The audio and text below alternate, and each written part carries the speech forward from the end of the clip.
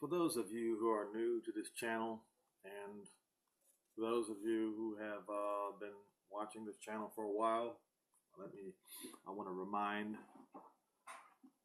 and inform the reason why I am dressed like this. It is in honor and in memory of all the Jews from Constantine until today who were murdered, who were forced to wear yellow clothing, the yellow star, by Christians in Europe. But not only by the Christians, but also by Muslims. You might ask, why am I singling out Christians? Well, I will tell you. Because Gentile Christians were offered salvation by the blood of the Hebrew Messiah. Let me rephrase that. The Gentiles were offered salvation by grace from our Father in heaven, Jehovah, the Elohim of Israel,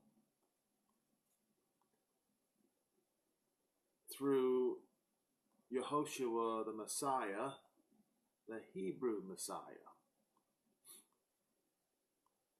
and the shedding of his blood. And very quickly after the last apostle died, very quickly, the Gentiles who called themselves Christians began to persecute the Jews. Then came Constantine,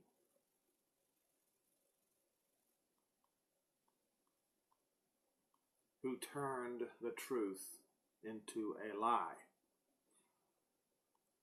who changed the times and the months,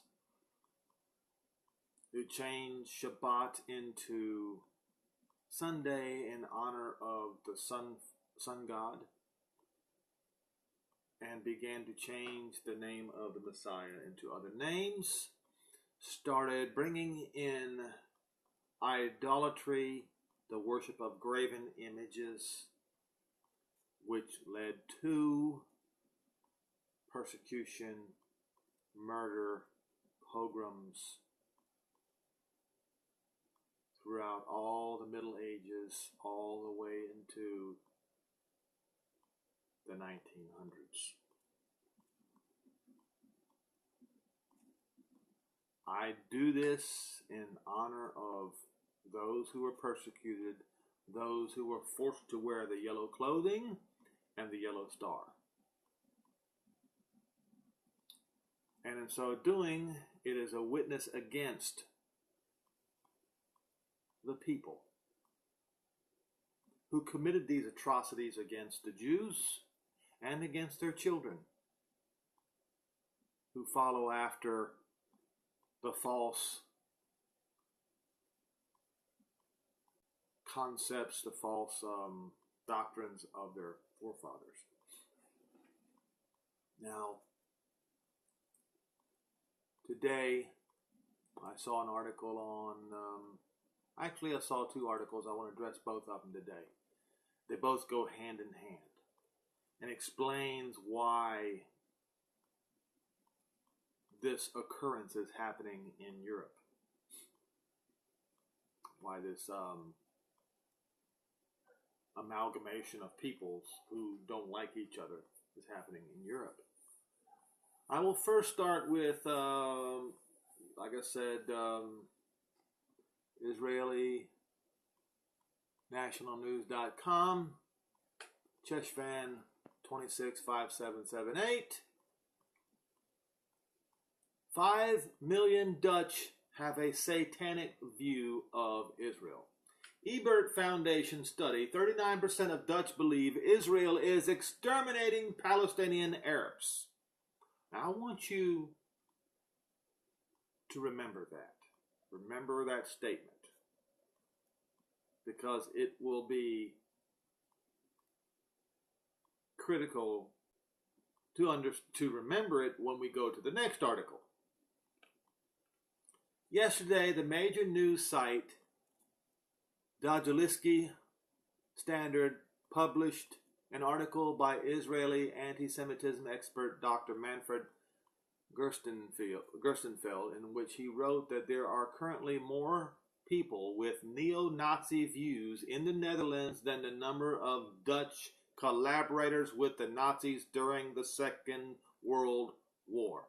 Gerstenfeld wrote, at least 5 million Dutch have a satanic view of Israel. This can be concluded from a study undertaken by the University of Bielefeld for the German Social Democrat Friedrich Ebert Foundation in 2011. This study was ignored in the Netherlands. The study's authors asked people if they believe that Israel is conducting an extermination war against the Palestinian Arabs. About 39% of the Dutch polled answered in the affirmative. Already in 2003, in a Eurobarometer study, it was asked which countries are dangers to the world peace. Israel came in second place after Iran. This was the opinion held by 59% of Europeans. In the Netherlands, the percentage was the highest at 74%. Gerstenfeld added, with such a diabolical opinion of the Jewish state, millions of Dutchmen are thus back in the Middle Ages mentally. Today, there are more Dutchmen with this insane viewpoint than the number of Nazis in the Netherlands during the Second World War. At present, these views are largely latent, as were Dutch Nazi views during the war. Today, there is actually more hostility against Jews than before the Second World War in the Netherlands. But if the atmosphere is ripe, violence can increase, as has happened in the past. Most talkbacks to the article supported it, but some were anti-Semitic in nature and even promoted Holocaust revisionism. When contacted by IsraelNationalNews.com, Gerstenfeld said, "This is just one of the many disparate and worrisome developments in the Netherlands of the last years as far as Jews and Israel are concerned. There are frequent attacks on ritual slaughter and circumcision. These are mainly aimed at Muslims. However, the Jews suffer collateral damage as a result. There is the recent TV broadcast in which Dutch-Turkish youths praised Hitler and the Holocaust, saying they picked up these views from their friends. Left-wing groups held an offensive Kristallnacht ceremony in which they did not mention current and widespread Muslim anti-Semitism. A few days ago, a higher court fined an observant Jew who didn't carry his identity card with him on the Shabbat, even after a lower court had found him not guilty. In addition, another higher court overturned the judgment of a lower court which forbade a ceremony by the municipality at the local cemetery of Nazi Germany soldiers in the village of Vorden last year. The municipality intends to hold such a ceremony this year on May the 4th, which is Dutch National Memorial Day. Now, I think you can see where the crux of this video is headed, or where I'm headed here. Now we'll go to the Times of Israel. The title is, Citing Holocaust, Karl Lagerfeld says Germany is taking in Jews' worst enemies. You see where this is going now, folks? So he says you cannot kill millions of Jews, then take in millions of their worst enemies afterwards, fashion designer tells French talk show, eliciting hundreds of complaints. Fashion designer Karl Lagerfeld of Chanel evoked the Holocaust this week in criticizing Germany's open border policy toward Muslim refugees, saying Berlin was taking in the Jews' worst enemies. The Hamburg-born Lagerfeld sparked controversy when he lashed out at German Chancellor Angela Merkel, saying, "You cannot kill millions of Jews and then take in millions of their worst enemies afterwards, even if there are decades between the events," according to a translation by the Times. Lagerfeld, 84, made the comments during an appearance on a French talk show on Canal 8. "I know someone in Germany who took in a young Syrian who spoke a little English. He said after 4 days, 'Do you know what he said to the German lady?' And I quote, 'Germany's best invention is the Holocaust.' Merkel," Lagerfeld said, "already had millions of immigrants who are integrated, who work, which is very good because the demography is a little bit in decline there. But she didn't need to take in another million to give her a charming image." He further claimed Merkel was attempting to rebuild her image after the wicked stepmother image she gave herself in the Greek crisis. Lagerfeld's comments led to hundreds of complaints being lodged with France's television regulator, with viewers denouncing the comments as Islamophobic and racist. All proving he was right. France's Higher Audiovisual Council said it was investigating the complaints. Around 1 million migrants from Syria and other Middle Eastern, North African nations have arrived in Germany since 2015 as part of an ongoing migrant crisis experiences in Europe. The influx of asylum seekers, mostly from Muslim countries, has deeply divided Germany, as Daniel the prophet said it would happen. Daniel the prophet? Yes, I have quoted Daniel often in this matter. I think I'll do it again. I will finish this last paragraph. It is also believed to have led to the growth of the Alternative for Germany Party, or AfD, which has capitalized on anger and transformed itself from an anti-Euro upstart to an anti-Islam, anti-immigration party. Okay, just to refresh your memory, let us go back to the Bible. Let's go back to Daniel the prophet and read that this was foretold. Divisions and schisms within the 10 toes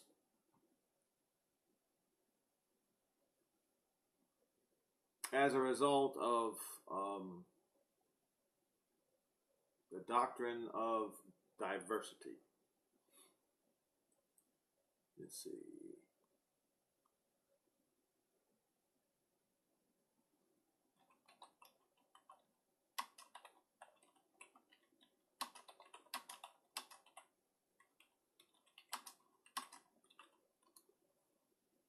Daniel 2.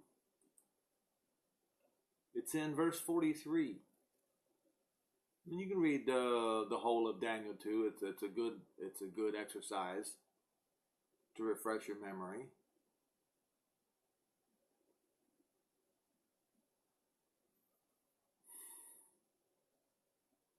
It starts in verse 23. Why did this thing say it was actually in verse 23?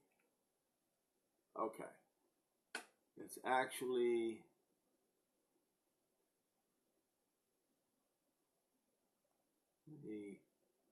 let me back up and see what happened. 43. Daniel 2 and verse 43.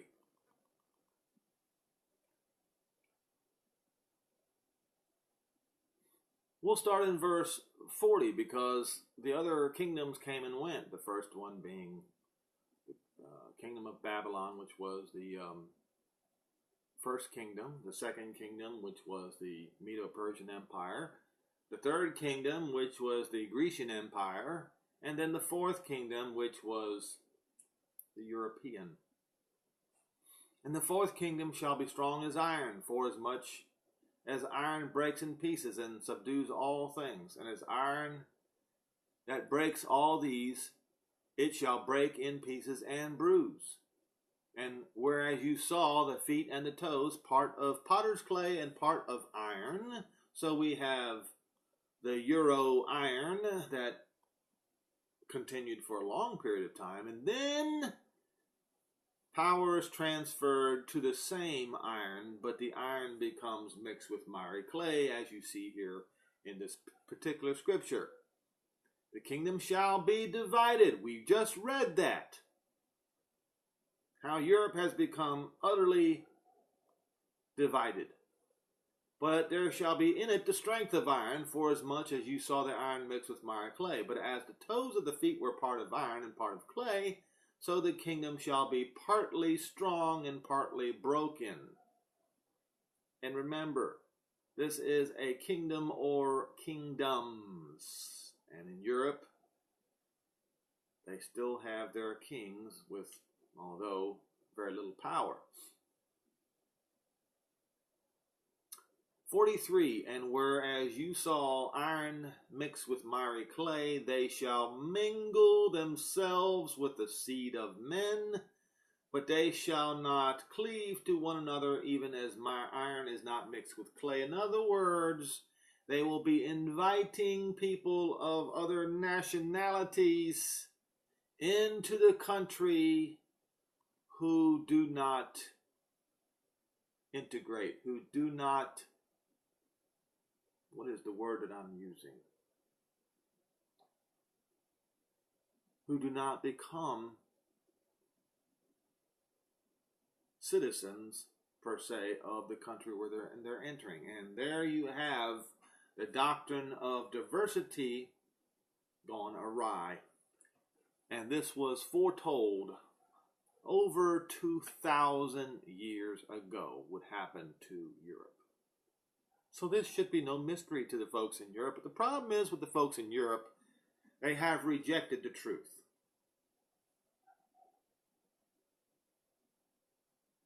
They have rejected all the books in the Bible. They have rejected everything when it was given to them. And let me remind everybody what happens when nations are offered the good things and initially accept the offer and then turn around and rebel.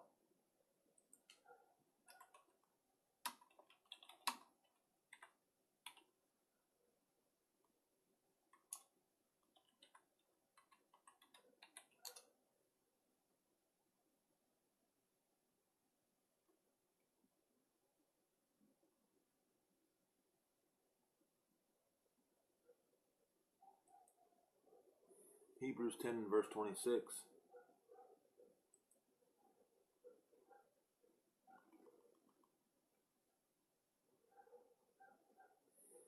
For if we sin willfully, after we have received the knowledge of the truth,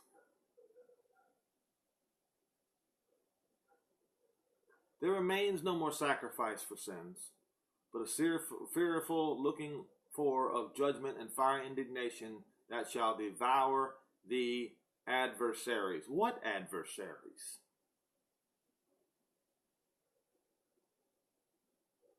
Have you not written Romans 11?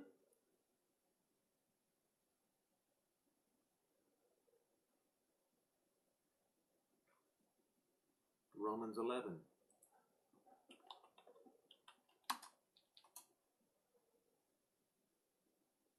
Paul talked about this also in Romans 11. He said, I say then, hath Jehovah cast away his people? Jehovah forbid. For I am also an Israelite of the seed of Abraham, of the tribe of Benjamin. He has not cast away his people, who he foreknew.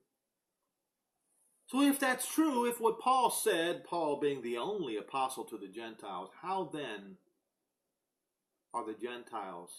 have the Gentiles slaughtered, murdered, raped, and pillaged the Jews for around 2,000 years? How can this be?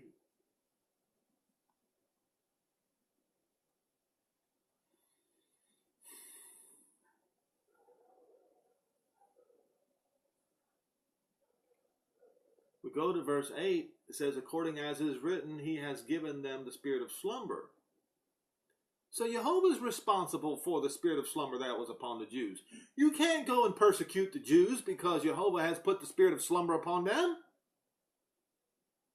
If you do, if you attack the Jews, if you murder the Jews, because Jehovah put a spirit of slumber upon them, then you are attacking Jehovah. Our Father in heaven, the Holy One of Israel.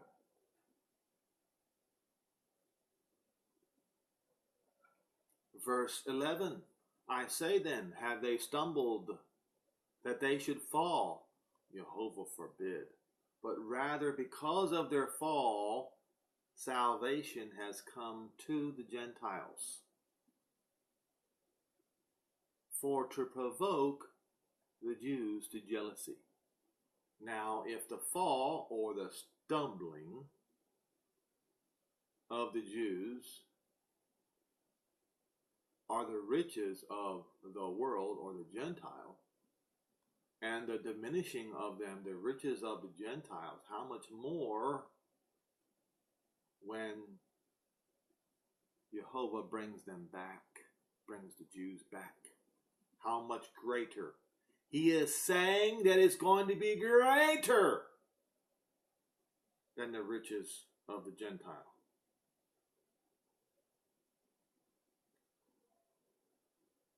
He says, he's reminding them that he's speaking to them because he's apostle to the Gentiles.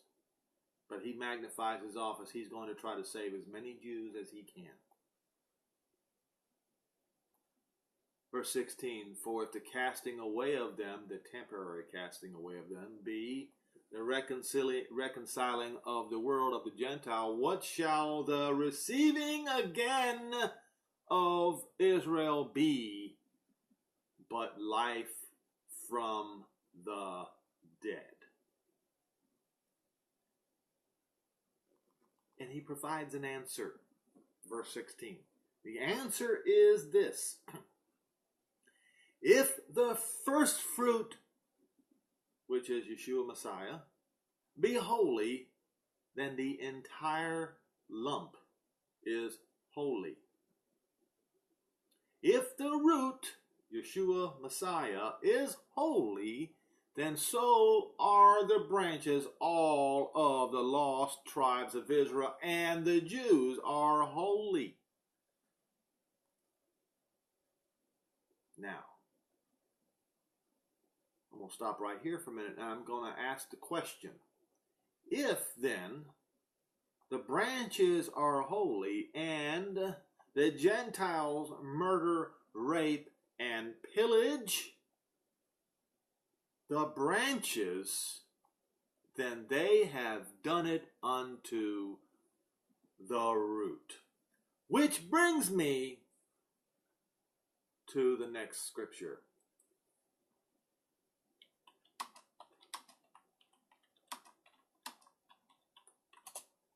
And this should put the matter to rest once and for all. I have proven using the scripture, using the scripture that Christians claim as their own, which puts even more condemnation on the Christian, on the Gentile. So Paul says, if the root is holy, then so are the branches, which means if you attack the branches, you attack the root. If you, on the other hand, give food, water, clothing, and shelter to the branches, then you have given it to the root. Matthew 25 and verse 35. We will start in verse 31. When the Son of Man shall come in his glory and all the holy angels with him, come where? Come to Jerusalem, his city. Then he shall sit upon the throne of glory, and before him shall be gathered all the Gentiles. Nations means Gentiles. And he shall separate them one from another, as the shepherd divides the sheep from the goats. And he shall set the sheep of the Gentiles on the right hand, but the goats on the left. Look, does this ring a bell here? You see, the Christians in Europe forced the Jews to wear many times yellow, awkward clothing, and forced them to put the yellow star on their left side.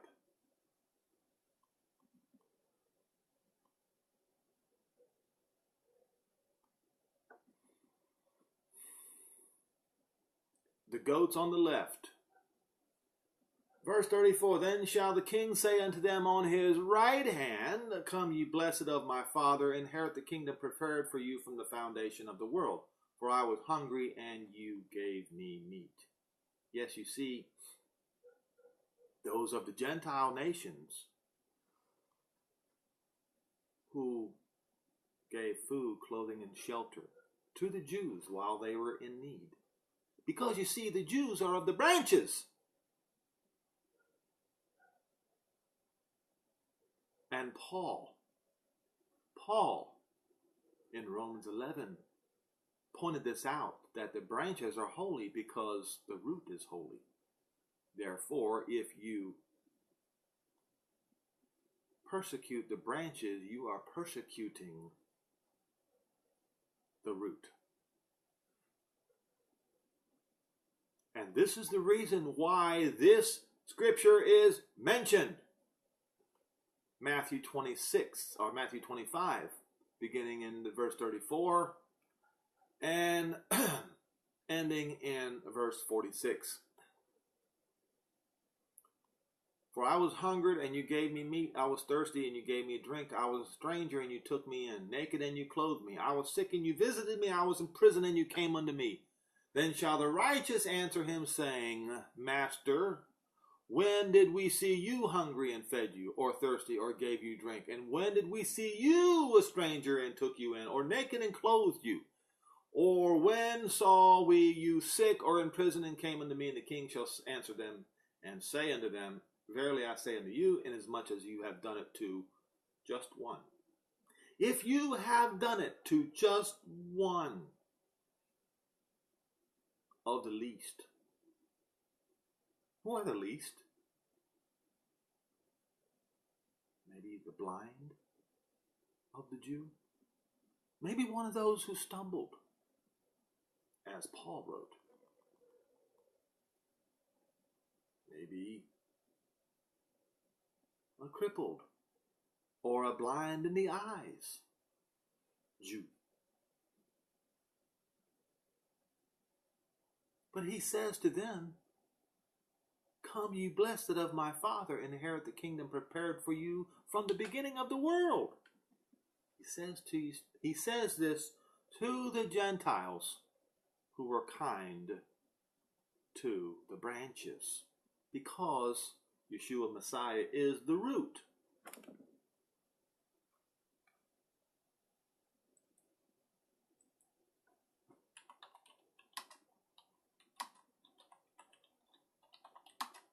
So who are these people? Is it possible to name names today? Well, it is impossible to name all the names because there were many.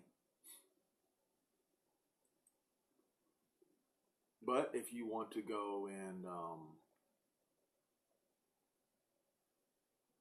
look them up,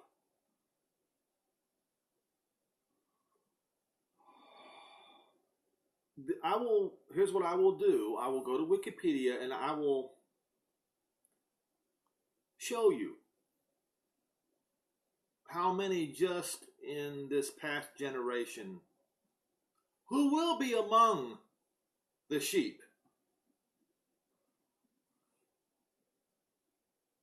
as written in Matthew 25 and verses 14 through 46. So let's start with Poland. Okay, there were 6,620 known righteous among the nations who fit this category of people who helped the Jews in their time of need. Yes, 6,620 in Poland alone. In the Netherlands, 5,516. In France, 3,925. In Ukraine, 2,544. In Belgium, 1,707. Lithuania, 889. Hungary, 837. Italy, yes, there were even Romans. Righteous among the nations, 671. Belarus, 618. Germany, 587. Slovakia, 558. Greece, 328. Russia, 197. Latvia, 135. Serbia, 135. Croatia, 115. Czech Republic, 115. Austria, 107. Moldova, 79. Albania, 75. Norway, 62. Romania, 60. Switzerland, 47. Bosnia-Herzegovina, 42. Armenia, 24. Denmark, 22. United Kingdom, 21. Bulgaria, 20. Macedonia, 10. Sweden, 10. Slovenia, 7. Spain, 7. United States, 5. Estonia, 3. Portugal, 3. Brazil, 2. Republic of China, 2. Indonesia, 2. Ireland, 2. Chile, 1. Cuba, 1. Ecuador, 1. Egypt, 1. El Salvador, 1. Georgia, 1. Japan, 1. Luxembourg, 1. Montenegro, 1. Peru, 1. Turkey, 1. Vietnam, 1. Total, as of the 1st of January, 26,120, and these are known and honored righteous among the Gentiles, who are known to have